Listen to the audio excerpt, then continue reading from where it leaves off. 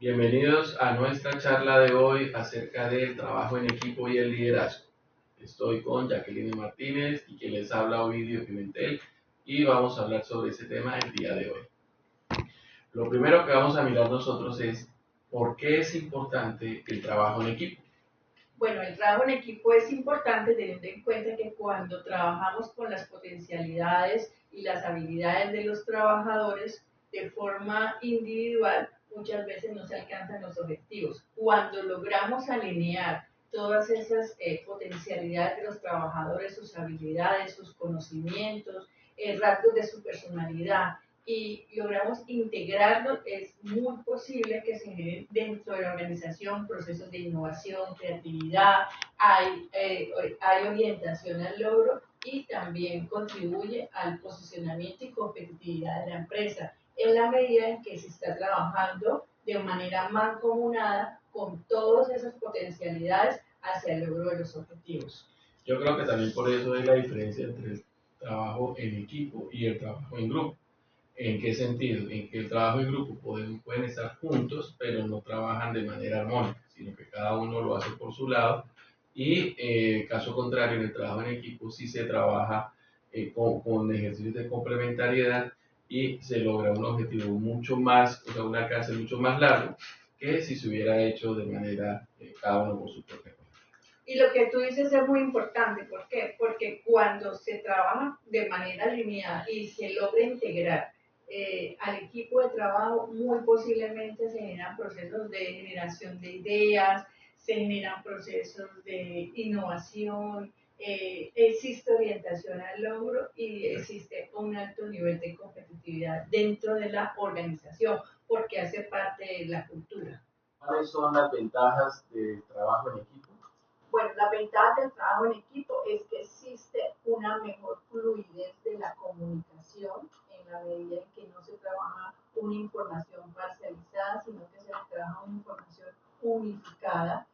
Lo otro es que existe también un ambiente de motivación constante, un ambiente que permite la integración de todas esas habilidades orientadas al cumplimiento de un objetivo. Y otro que es muy importante es la integración del equipo. O sea, no es lo mismo cuando yo estoy trabajando de una manera aislada y no siento integración con mis demás compañeros de trabajo, que cuando yo hago parte de algo, soy parte de ese proceso, soy parte de ese equipo y eso me da una identidad dentro de la organización, me permite desarrollarme y de manera sentirme satisfecho porque con mi contribución yo estoy de alguna manera haciendo parte de algo. Sin embargo, no todas las ocasiones se logra eso. ¿Cómo hacemos para que todos los miembros del equipo tengan esa sensación, ese sentimiento? Primero, eso es parte del líder. El líder tiene que tener una alta capacidad de orientación, de motivación, tiene que existir una comunicación fluida y transparente. Si no existe transparencia en la comunicación y en el trato y en la forma en que yo transmito la información, muy posiblemente esto va a generar una barrera que va a desquebrajar el trabajo en equipo.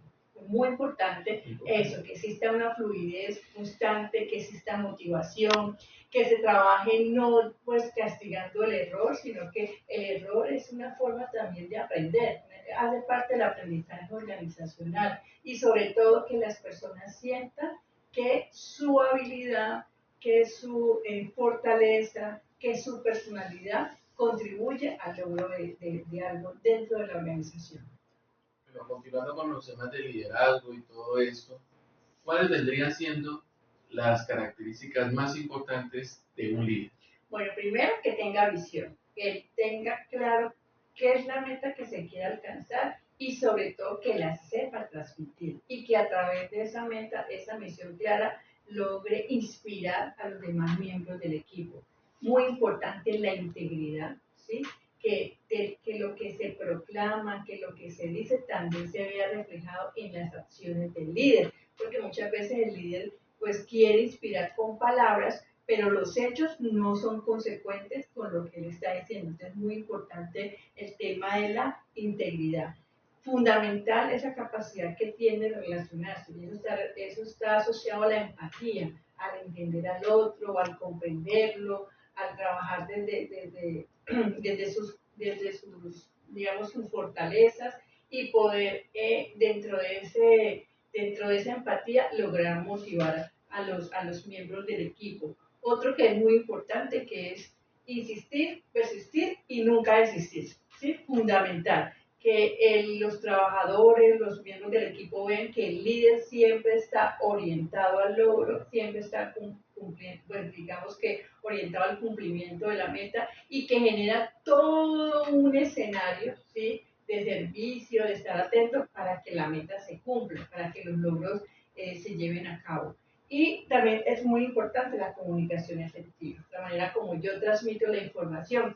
Yo tenía la oportunidad de decirle a alguien esta semana que estaba haciendo un plan de mejoramiento y le decía que él tenía un tono de voz muy consecuente con su papel de líder, pero la comunicación efectiva va más allá de la información y es que se cumple el objetivo, o sea, que se cumplan las acciones dentro de la organización, que a través de una instrucción que yo doy se vea reflejada en una tarea bien hecha. Complementando un poco el tema del liderazgo, existe algo que es importante y es que un buen líder siempre logra encontrar en los otros o hacer que otros hagan mucho más de lo que ellos mismos creían que eran capaces. Excelente, siempre Es un ejercicio muy importante para cualquier líder que quiera tener éxito en esos momentos. Bueno, estamos nosotros aquí con el tema del liderazgo y todo eso, pero también hay situaciones que lo afectan. ¿Cuáles son esos inhibidores que podemos tener en el liderazgo? Mira, Ovidio, primero la falta de transparencia. ¿Tú te acuerdas que hace muchos años uno decía, divide y reinarás? Entonces se decía que el líder no debería compartir toda la información, sino que la manejaba de forma parcializada para él tener el poder, porque en esa época se decía que el que tenía la información tenía el poder. En estos momentos no. La transparencia de la información, que todo el mundo tenga acceso y que de alguna manera no se esté con escenarios ocultos, sino que siempre se hable con la verdad, se inspire con la verdad, se motive con la verdad, pues con escenarios de respeto, pero que el trabajador se sienta seguro en su lugar de trabajo y se sienta seguro en su equipo de trabajo. Entonces, la transparencia es fundamental. Y otro que lo puede inhibir es la falta de motivación, ¿sí? Muchas veces el trabajador está haciendo una labor invaluable para la organización, pero nunca obtiene el reconocimiento. Pero cuando falla, sí hay como el llamado a atención. Entonces, hay como que se falla y es un inhibidor. Entonces, el líder, sí que no hace reconocimientos y que no motiva, muy posiblemente va a inhibir el liderazgo. El liderazgo es para potencializar, el liderazgo es para inspirar, el liderazgo es para fomentar la cooperación y para fomentar el relacionamiento efectivo para poder cumplir los objetivos. Bueno, el trabajo en equipo es evidentemente una herramienta muy buena y todo, pero son grupos de personas. Y en los grupos de personas, de una u otra forma, existirán conflictos. ¿Cómo dirimir conflictos de manera saludable en un equipo? Bueno, muy importante decir que cualquier oportunidad de conflicto es un escenario para crear. A veces vemos el conflicto como un problema y el conflicto muchas veces es lo que nos saca de la zona de confort y de la forma como establezcamos y enfrentemos el conflicto se puede generar también una oportunidad para la organización. Entonces, primero, entender que el conflicto es algo normal, pero que también nos puede ofrecer nuevos escenarios, ¿verdad? Para poder potencializar la organización o para poder potencializar el personal. Cuando ya el conflicto está relacionado, por ejemplo, con un actuar del trabajador, entonces es muy importante, no enfaticemos en el individuo, enfaticemos en la situación. ¿Qué pasa? Por ejemplo, cuando tenemos ese trabajador que últimamente está incumpliendo con sus cronogramas, con sus tareas, con sus entregas, y yo voy a abordar ese problema que se está presentando y le digo, no, es que usted es irresponsable, es que usted es poco comprometido, que la falta de responsabilidad suya se ve reflejada en la forma en que entrega su labor o en que hace su labor, ya yo estoy inhibiendo la comunicación, ya estoy creando una barrera en la comunicación. Entonces es muy importante no trabajar en el individuo, sino en la situación. Entonces, hacerle caer en cuenta qué pasa cuando un trabajo no se entrega a tiempo, ¿Qué pasa cuando dentro de mi rol yo no cumplo mis funciones? Y cómo el no cumplimiento de esas funciones interrumpe todo un proceso coordinado. Y en la interrupción de ese proceso, cómo se afectan, por ejemplo, las ganancias de la organización. Entonces, cuando yo hago énfasis en la situación, es muy probable que la persona me escuche, sea un poquito más receptiva a lo que estoy diciendo y generar dentro de esos espacios en donde él también pueda decir qué puede estar pasando. No es que no me están entregando los insumos a tiempo, es que el computador está... Doy como esa oportunidad para que exista esa retroalimentación. Feedback, que se llama. Exactamente. Y él exprese cómo se siente o de pronto no es la situación se está dando no solamente por su responsabilidad, sino que también por situaciones de la empresa. Y entonces existe ese proceso de feedback, como tú decías, y digo que él se exprese. Muy importante establecer situaciones puntuales, que entienden en qué momento fue, y de ahí pues generar un espacio de retroalimentación, de un espacio en donde él permita también expresar cómo va a mejorar y cómo hay un compromiso de ambas partes para poder llegar a acuerdos. No es un gana-pierde, sino un gana-gana. Eso es muy bueno. Yeah. Ahí sí me gustaría pues que tú profundizaras la importancia dentro de esta escucha activa y dentro de esa integración del talento humano dentro de los procesos y los equipos de trabajo, qué papel juegan los tipos de personalidad. Bueno, desde ese punto de vista, según parte de la literatura, esto menciona que existen básicamente 4 tipos de personalidades por colores, ¿sí? Están los rojos, los azules, los amarillos y los verdes, ¿sí? Los rojos principalmente pues, son percibidos como personas fuertes, ¿sí? Un carácter fuerte, muy orientada a los resultados, ¿sí? Bastante apasionados por los procesos que hacen como tal.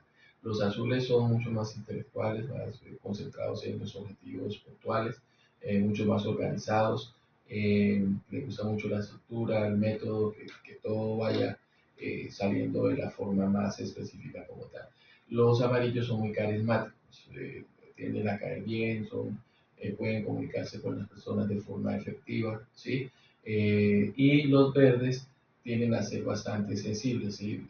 Logran establecer contactos cercanos a través de la sensibilidad, de entender, de la empatía, ¿sí? Entonces, si nosotros logramos entender estos tipos de personalidad, siendo líderes tanto en ejercicio de dirección como de negociación también, podríamos encontrar los vehículos de comunicación, las palabras, ¿sí?